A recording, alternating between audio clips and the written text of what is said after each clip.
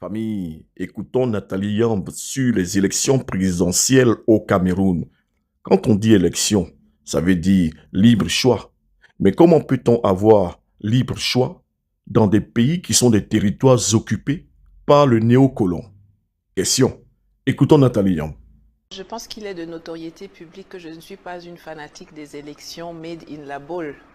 Et ce qu'on voit au Cameroun, c'est vraiment les élections décrétées selon le modèle décrété par François Mitterrand à l'époque, dans toute sa laideur, dans toute sa turpitude.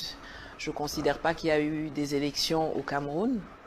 Euh, je, je regarde qui sont les candidats, je regarde les programmes qui sont proposés, je regarde la façon dont c'est organisé et je me dis que bon, ceux qui ont du temps à perdre peuvent se préoccuper de cela ou de ce qui va se passer en Côte d'Ivoire sous peu, mais pour moi, c'est sans intérêt, absolument sans intérêt. Sans intérêt, vous ne pensez pas que le Cameroun est véritablement engagé dans une alternance démocratique ou pour vous c'est une continuité tout simplement? C'est une continuité affichée. Je veux dire que ce soit M. Biya qui continue ou que ce soit M. Chiroma qui prenne. Chiroma, ça fait 20-25 ans. Il a été le porte-parole, le défenseur acharné de ce régime. Il l'a quitté il n'y a même pas 2 mois, prétextant que maintenant il est le changement. Mais quel changement? Il y a 2 mois et demi, il défendait encore ce régime.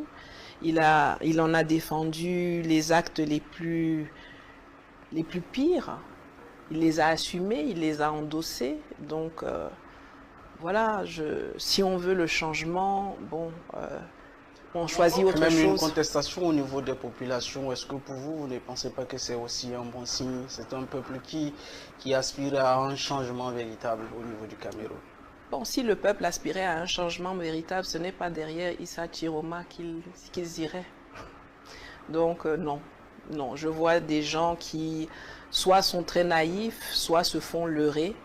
Mais en tout cas, le changement, ça ne peut pas être quelqu'un comme Chiroma qui a incarné, défendu, porté ce système pendant 20-25 ans. Alors vous estimez qu'il y a encore beaucoup de choses à faire au niveau de ce pays-là?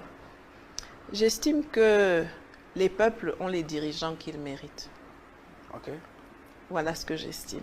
D'accord. Alors, mais comment vous expliquez aussi ce silence d'une communauté internationale face à ce qui se passe autour de ce pays, le Cameroun?